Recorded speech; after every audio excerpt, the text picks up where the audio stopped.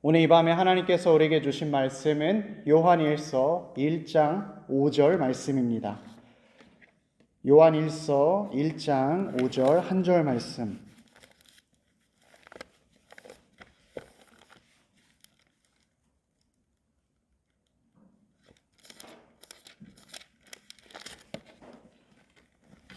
우리 다 찾으신 줄 알고 하나님의 말씀 한 목소리로 봉독토록 합니다. 우리가 그에게서 듣고 너희에게 전하는 소식은 이것이니 곧 하나님은 빛이시라 그에게는 어둠이 조금도 없으시다는 것이니라. 아멘.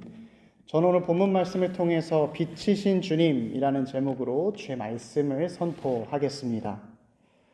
우리나라 시대의 지성이라고 불리는 이제 고 이어령 교수님께서 2007년에 세례를 받고 회심하셨는데 그 뒤에 1년 있다가 이런 시를 쓰게 되었습니다. 제목은 언제 아담은 울었는가 라는 제목인데 앞에 부분을 제가 읽어드리겠습니다. 언제 아담은 울었는가? 에덴에 핀 꽃을 처음 보았을 때인가? 최초로 이브의 살을 만져본 순간이었을까? 아니면 에덴의 동쪽으로 떠나던 날이었을까? 아닐 것이다. 태양이 노을이 되고 노을이 어둠이 되는 처음 맞는 밤에도 공포에 떨었을 뿐 아담은 울지 않았다. 다만 아담이 운 것은 정확하게 천지창조 7일째 되는 날 아침 해가 어둠 속에서 불쑥 솟아오를 때 아담은 그때 목 놓아 울었으리라. 이어령 선생님께서 재미있는 상상력으로 아담이 언제 울었을지를 이야기했습니다. 아마도 아담은 자기가 누리는 모든 것 중에서 아침에 해가 떠오를 때 그 빛이 자기 자신을 비추는 순간 내가 살아있구나, 또 나의 생명에 감격해서 눈물을 흘린 것이지요. 실제로 빛은, 이 태양이 우리에게 주는 빛은 우리에게 정말로 많은 의미가 있습니다. 빛은 지구에 살고 있는 모든 생명의 근원입니다. 식물이 광합성 작용을 통해서 에너지를 만들고 그 에너지가 다른 동물과 식물들에게 전달되어서 생태계를 만들어냅니다. 또 생태계뿐만 아니라 대기나 해류, 또 자연의 역동적인 변화도 결국에는 태양에서 지구로 보내는 이 빛 에너지를 통해서 만들어집니다. 또 빛은 이 에너지뿐만 아니라 우리가 바라보는 대상에 대해서 정보를 주는 훌륭한 수단입니다.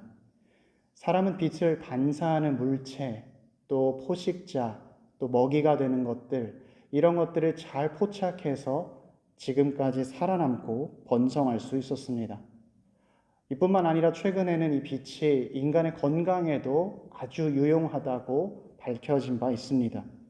의사들은 이제 불안 증세와 우울증을 앓는 사람에게 약을 처방하기보다 빛을 더 쬐라고, 빛 가운데에서 시간을 보내라고 이야기하고 있습니다. 또 최근에는 몸 안에 안 좋은 세포가 있을 때에 암세포라든지 유전자 변형이 일어난 세포들이 있을 때 이 세포들이 특정 파장에 작용한다, 반응한다라는 특징을 이용해서 추적 치료, 광역학 나노 치료 요법으로도 빛을 사용합니다. 이처럼 빛은 인간에게 있어서 매우 유용하고 중요한 물질입니다. 그런데 오늘 본문 말씀은 아주 위대한 진리를 선포하고 있습니다. 하나님께서 빛이시다라는 말씀입니다. 사도 요한이 본문에서 전하고자 했던 것은 앞서 제가 많이 나열했던 것처럼 빛이 인간에게 유용하기 때문에 하나님도 우리 인간에게 유용하고 빛이 중요하기 때문에 하나님이 중요하다, 이런 정도의 얘기를 하는 것이 아닙니다. 사도 요한은 오늘 하나님은 빛이시다라는 말씀을 통해서 하나님의 놀라운 위대한 모습을 선포하고 있습니다. 그는 앞선 1절부터 4절까지 해서 이런 이야기를 했습니다. 하나님께서는 우리에게 생명 되시고 이분과 사귀는 것, 이분과 교제하는 것만이 우리에게 참된 기쁨을 줄 수 있다. 그런데 오늘 5절에서는 우리가 교제하는 이 분이 누구시냐, 하나님은 어떤 분이시냐, 우리 교제의 대상에 대해서 말할 수밖에 없는 것입니다. 왜냐하면 우리가 사귐의 대상을 잘못 알고 있거나 오해하고 있다면 그것은 참된 사귐이 아닌 거짓된 사귐이 되기 때문입니다. 당시 요한이 이 요한서신을 쓰고 있을 때 그때 당시에 그리스도인이 왜 참된 기쁨을 누리지 못했는가? 또 오늘날 그리스도인들이 많은 신앙생활을 하면서도 왜 만족하지 못하는가? 이것은 하나님이 누구인지 모르는 데서 기인합니다. 하나님이 누구이신지 알기보다 내가 어떤 감정인지, 또 하나님으로부터 나의 만족과 필요를 어떻게 얻을 것인지에 집중하고 있기 때문입니다. 우리는 하나님이 누구신지 알 때에 비로소 하나님과 참된 사귐 가운데 들어갑니다. 그리고 이 참된 사귐은 필연적으로 참된 기쁨, 하늘에서 주어주는 넘치는 기쁨으로 나타납니다. 사랑하는 우리 피스메이커 교우 여러분, 오늘 말씀을 통해서 하나님이 누구신지 기억하고 그분과 교제함으로 참된 기쁨 가운데 신앙생활하는 우리 모두가 되기를 축원합니다. 사도 요한은 오늘 하나님께서 빛이시다라는 은유를 통해서 하나님의 속성 두 가지를 이야기하고 있습니다. 첫째는 하나님이 모든 것의 주권자라는 사실입니다. 주권이라는 것은 주인된 권리이지요. 모든 만물이 주님에 의해서 생겨나고 또 주님의 허락 가운데 이용되고 나타나고 발전하고 또 주님을 위해서 존재한다는 뜻입니다. 하나님은 빛이시다라고 말을 할 때 우리는 보통 태양이나 여기 지금 나와 있는 형광등이나 전등, 또 촛불 같은 발광체를 생각하곤 합니다. 그러나 빛이신 하나님은 우리가 볼 수 있는 이 물리적인 빛보다 더 근원적이고 근본적인 빛입니다. 창세기 1장 3절 말씀은 하나님이 이르시되 빛이 있으라 하시니 빛이 있었다 증거합니다. 우리가 알고 있고 볼 수 있는 모든 빛은 창조된 빛입니다. 그러나 우리 주님은 이 창조된 빛보다 먼저 계셨고 훨씬 더 찬란하신 분입니다. 우리가 태양빛을 보았을 때 느끼는 감정, 또 태양빛에서 얻는 모든 유익함은 실은 하나님께서 빛 되시고 하나님께서 우리에게 유익함 주신다는 것을 알기 위해서 있는 것입니다. 우리가 먹는 것, 보는 것, 또 살아가는 것, 지내는 모든 것을 가능케 하시는 것이 바로 우리 빛이신 주님이십니다. 우리의 시작과 또 우리의 삶과 우리의 나중 천국으로 들어가는 모든 것이 다 하나님으로 말미암습니다. 그래서 바울 사도 역시 이것을 이렇게 고백했습니다.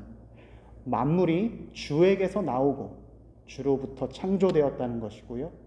만물이 오직 주로 말미암고 주님을 의지해서만 살아갈 수 있다는 뜻이고요. 주에게로 돌아갑니다. 마지막 끝은 주님께로 간다는 것입니다. 이 진리는 우리의 물질과 육체만 해당하는 것이 아니라 우리의 영혼에도 똑같이 적용되는 진리입니다. 우리의 영혼이 살아 숨쉬고 움직일 수 있는 것 역시 빛이신 하나님께서 우리 가운데 주의 빛을 비춰주시기 때문입니다. 그래서 이사야 선지자는 이렇게 말합니다. 다시는 낮의 해가 너의 빛이 되지 아니하며 달도 너의 빛을 비추지 않을 것이요 오직 여호와가 너에게 영원한 빛이 되며 너의 하나님이 너의 영광이 되리니. 물리적인 빛은 또 창조된 빛은 24시간 우리를 비출 수 없습니다. 그러나 우리 주님께서는 언제나 변함없는 밝은 빛으로 우리를 비춰주고 계십니다. 두 번째로 하나님께서 빛이시라라는 말씀은 하나님의 거룩하심을 이야기합니다. 5절 하반절 말씀을 보십시오. 하나님은 빛이시라 그에게는 어둠이 조금도 없으시다는 것이니라. 빛이 비추이면 전에는 알지 못했다가도 깨달아지는 것이 있습니다. 무엇이 밝음인지 무엇이 어둠인지 알게 됩니다. 또 내가 충분히 밝았다라고 생각했지만 더 밝은 빛이 들어오게 되면 이전에 보지 못했던 것을 보게 됩니다. 빛은 필연적으로 어둠과 밝음을 나누고 무엇이 선과 악인지를 알게 하는 것이죠.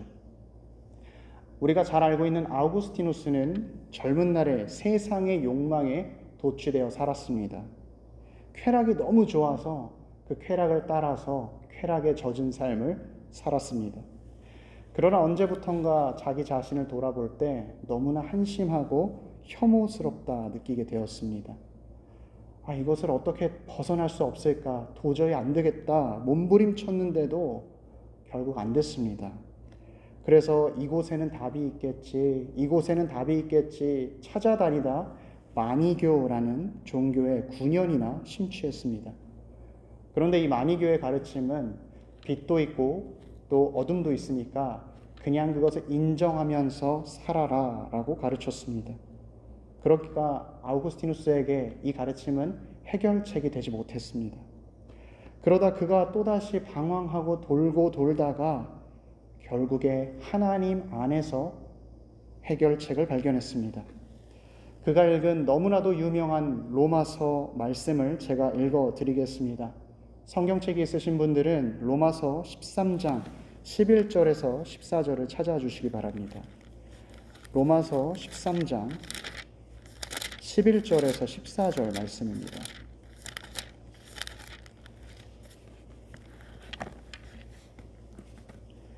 또한 너희가 이 시기를 알거니와 자다가 깰 때가 벌써 되었으니 이제 어두움이 물러가고 아침이 밝아온다는 것입니다. 이제 우리의 구원이 처음 믿을 때보다 가까웠습니다. 밤이 깊고 낮이 가까웠으니 그러므로 우리가 어둠의 일을 벗고 빛의 갑옷을 입자. 그동안 자신이 살아왔던 욕망과 쾌락을 쫓았던 삶이 아니라 이제 주 예수 그리스도를 믿는 믿음으로 살아가자라는 말씀입니다. 낮에와 같이 단정히 행하고 방탕하거나 술 취하지 말며 음란하거나 호색하지 말며 다투거나 시기하지 말고 오직 주 예수 그리스도로 옷 입고 정욕을 위하여 육신의 일을 도모하지 말라. 아멘. 어거스틴이 발견한 것이 무엇입니까?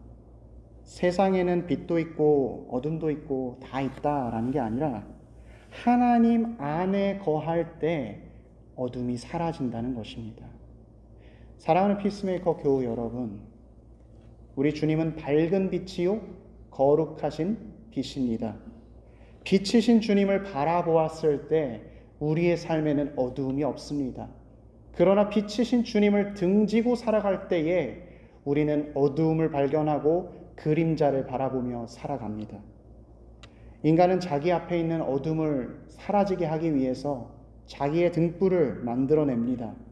정치의 권력, 경제의 발전, 지식의 증가, 과학기술의 혁신, 무언가 이 어둠을 해결해 보려고 합니다. 이러한 등불들은 인간의 겉모습만을 밝힐 뿐 우리의 속사람을 밝히지 못합니다.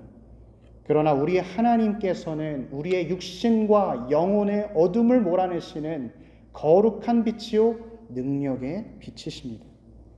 그분 안에 있을 때에 허무가 없고 절망이 없고 슬픔이 없습니다. 그렇다면 이 빛이신 하나님을 아는 신자는 어떻게 살아가야 하겠습니까? 당연히 빛이신 주님과 교제해야 합니다. 빛이신 주님을 만나고 그 빛을 받아서 살아가야 합니다. 저는 예전에 신앙생활을 하면서 이 빛을 받으며 살아간다는 것이 하나님의 빛을 이렇게 받고 내가 그 빛을 다른 세상에 비춰주는 거라고 생각을 했습니다. 그래서 언제든지 하나님의 빛을 받으면서 살고 그것이 하나님과 동행하는 것이다 생각했습니다. 그러나 오늘 말씀을 묵상하면서 하나 깨닫게 된 것은 정말로 순수하게 주님과 교제하는 방법은 내가 빛이신 주님 안으로 들어가는 것입니다. 내가 다른 것들을 바라보지 아니하고 오직 주님만 바라보며 빛이신 주님 안으로 들어가는 것입니다. 태산을 넘어 험곡에 가도 빛 가운데로 걸어가면 우리에게는 걱정 근심이 없기 때문입니다. 빛이신 주님께 들어가면 그곳에는 밝은 빛만이 존재합니다. 어두움이 없습니다. 우리의 주권자 되신 하나님을 인정하고 우리의 어둠을 밝히 드러내는 하나님 품 안으로 들어가는 것, 이것이 주님과 사귀는 참된 모습이 아닐까 생각하게 되었습니다. 사랑하는 성도 여러분, 우리가 빛 안으로 걸어간다는 것이 구체적으로 무엇을 말하는 것입니까? 첫째로 오늘 요한 사도는 이 빛 안으로 걸어가는 것을 계시의 책인 성경 말씀을 통해 주님과 교제하는 것이다 이야기합니다. 오늘 본문 말씀의 5절 말씀을 다시 보겠습니다. 우리가 그에게서 듣고 너희에게 전하는 소식은 이것이니 곧 하나님은 빛이시라. 하나님이 빛이시다라는 메시지는 요한 사도가 만들어낸 것이 아닙니다. 요한 사도 역시 주 예수 그리스도와 함께 생활하면서 주님께서 직접 그에게 말씀해 주신 것이었습니다. 예수 그리스도께서는 요한복음 8장 12절에 나는 세상의 빛이라 말씀해 주셨습니다. 이 빛은 어떤 창조된 빛을 얘기하는 것이 아니라 하나님과 함께 근원된 빛으로서 이 세상에 빛을 비추러 오신 예수 그리스도를 증거하고 있는 것이었습니다. 또한 하나님께서는 이 진리를 오늘 사도 요한을 통해서 우리에게 성경 말씀으로 남겨주셨습니다. 그래서 우리의 신앙의 모든 토대, 우리 신앙 경험의 모든 기준은 하나님의 계시의 말씀, 성경 말씀입니다. 우리가 하나님 안으로 들어가는 것으로 성경 말씀을 읽을 때 우리는 말씀을 읽으면 읽을수록 주님을 더 알게 됩니다. 나의 삶을 시작하시고 또 지금 우리 피스메이커 교회에서 함께 예배하게 하시고 2024년 오늘을 살아가게 하시고 앞으로 나를 인도하실 주님이 어떤 분이신지, 그분의 인도하심이 무엇인지를 성경 말씀을 통해 하나하나 알게 되는 것입니다. 나에게 은혜 주시는 하나님, 모든 것을 알지만 나를 기다려주시고 오래 참으시는 하나님, 심지어 나를 징계하셔서라도 보호하시고 끌고 오시는 하나님, 이 하나님을 경험하게 됩니다. 성경 이야기가 마치 나의 이야기인 것처럼, 성경의 인물이 고백하는 이 말씀이 내가 고백하는 말씀인 것처럼 느껴질 때 그 기쁨이 너무나도 충만합니다. 그래서 우리는 절대적으로 하나님께서 우리에게 주신 말씀을 읽어야 하고 또 배워야 하고 그 가운데에서 주님과 교제해야 합니다. 둘째로 주님과 참된 사귐은 예배 가운데 가능합니다. 어떤 분은 이 목사님은 맨날 예배드리라고만 하고 적용이 다 예배로만 되네, 이런 의문이 드실지도 모르겠습니다. 그러나 단언컨대 우리가 예배드리는 것보다 하나님을 만나는 것이 다른 어떤 것이 없습니다. 예배드리는 것이 하나님을 만나는 가장 빠르고 긴급한 방법입니다. 왜냐하면 예배 가운데 하나님께서 임재하시기 때문입니다. 제가 청년일 때에 경상남도 합천군 초계면 초계리, 굉장히 작은 마을에 아울리치를 가게 되었습니다. 거기서 열심히 농활도 하고 또 마을의 벽에다가 벽화도 그리고 또 교회 보수공사를 열심히 도왔습니다. 그리고 이제 주일이 되어서 아침 일찍 피곤한 몸을, 평생 안 하던 일들을 하니까 너무 피곤하지만 예배 자리에 나왔습니다. 예배당이 굉장히 비좁았는데 친구들이 함께 그 예배 바닥에 앉아서 예배를 드릴 준비를 하고 있었습니다. 졸면은 안 되는데 생각하던 찰나에 목사님이 들어오셔서 이 강대상 앞쪽에 있는 종을 땡, 땡, 땡 하고 치시고 예배를 시작하셨습니다. 아울리치 중에 어떤 벽화를 그렸는지, 또 내가 그 목사님의 설교를 분명히 잘 들었는데 그 목사님의 얼굴은 기억이 나질 않습니다. 그런데 이상하게 그 예배 처음 시작의 종소리는 너무나 생생하게 기억이 납니다. 만약 우리가 예배 가운데 나의 감정만을 노래하고 또 설교 시간에 그냥 세상 지식과 어떤 즐거운 것들만 나누게 된다면 예배는 우리 기억 가운데 없게 될 것입니다. 그러나 이 예배 가운데 내가 은혜 받고 내가 감동받았던 순간들이 기억나는 이유는 우리 주님께서 이곳에 계시기 때문입니다. 예배 가운데 신자는 어둠에서 빛으로 옮겨집니다. 예배 가운데 성도는 하나님을 만나고 힘을 얻습니다. 우리의 영혼이 파손하여서 죽을 지경이 되었을 때 나를 일으키는 힘은 내가 만났던 이 예배의 시간에 주님이기 때문입니다. 우리가 예배를 드릴 때 이 예배는 우리 이 땅에서만 드리는 것이 아니라 천상의 그리스도와 모든 사람들과 함께 예배하는 시간입니다. 오늘 하나님이 빛이시라 선포한 사도 요한이 죽기 전 남겼던 요한계시록 말씀을 읽어드립니다. 그 성은 해나 달의 비침이 쓸데없으니 이는 하나님의 영광이 비치고 어린 양이 그 등불이 되심이라. 만국이 그 빛 가운데로 다니고 땅의 왕들이 자기 영광을 가지고 그리로 들어가리라. 낮의 성문들을 도무지 닫지 아니하리니 거기에는 밤이 없으리라. 사랑하는 성도 여러분, 빛이신 하나님께서 오늘 이 시간 이 자리에 우리를 부르셨습니다. 우리를 만나길 기다리셨습니다.